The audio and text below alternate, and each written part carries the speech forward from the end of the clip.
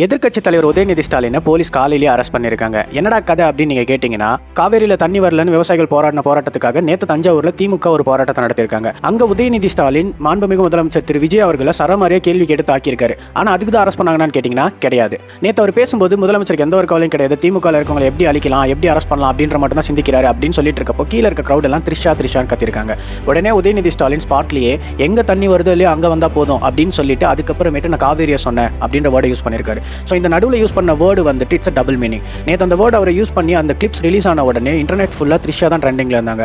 Because அது ஒரு double மீனிங்கான சென்டென்ஸை கொடுக்குற மாதிரி இருக்கனால டிவிகே கட்சியை சேர்ந்த ஒரு பெண் வந்துட்டு உதயநிதி மேலே கேஸ் கொடுத்துருக்காங்க. அந்த கேஸோட அடிப்படையில் 6 பிரிவின் கீழ் உதயநிதி ஸ்டாலினை எனக்கு அரெஸ்ட் பண்ணியிருக்காங்க. அவர் இப்போ தஞ்சாவூர் கூட்டிட்டு போயிட்டு இருக்காங்க.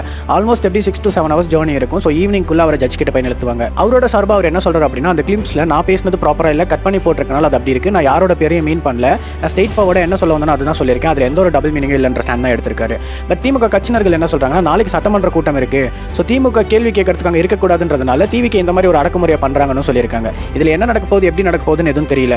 பட் இந்த விஷயத்தில் அவர் நான் வந்து யாரோட பேரை யூஸ் பண்ணல, நான் என்னோட ஸ்டாண்டில் தான் இருக்கேன், நான் எந்த ஒரு டபுள் மீனிங் யூஸ் பண்ணல அப்படின்னு சொன்னார்னா பெயில் கிடைக்கிறதுக்கும் அதிக வாய்ப்பு இருக்கு. எனக்கு ஒன்று தான் புரியல, ப்ராப்பரான ஒரு ஊழல் கேஸை கண்டுபிடிச்சு அது கன்ஃபார்ம் அவங்க பண்ணியிருக்காங்கன்னு கன்ஃபார்ம் பண்ணீங்கன்னா அந்த கேஸ் மூலியமா அவங்களை அரெஸ்ட் பண்ணலாம். இந்த கேஸ் மூலியமா அரெஸ்ட் பண்றதுல என்ன யூஸ் இல்லை அப்படின்னு நான் சொல்றேன்னா, இப்போ ஜட்ஜ் ஈவினிங் அவருக்கு பெயில் கொடுத்துட்டாங்கன்னா இன்னைக்கு காலையில் ஒரு thousands ஆஃப் போலீஸ் அவங்களோட டைமையும் ஓகே கொடுத்துருக்காங்க. அது எல்லாமே வேஸ்ட்டாக தான் போயிடும். தெரியல, பார்க்கலாம். ஈவினிங் உங்களுக்கு அப்டேட் பண்ணுறேன். தேங்க்யூ.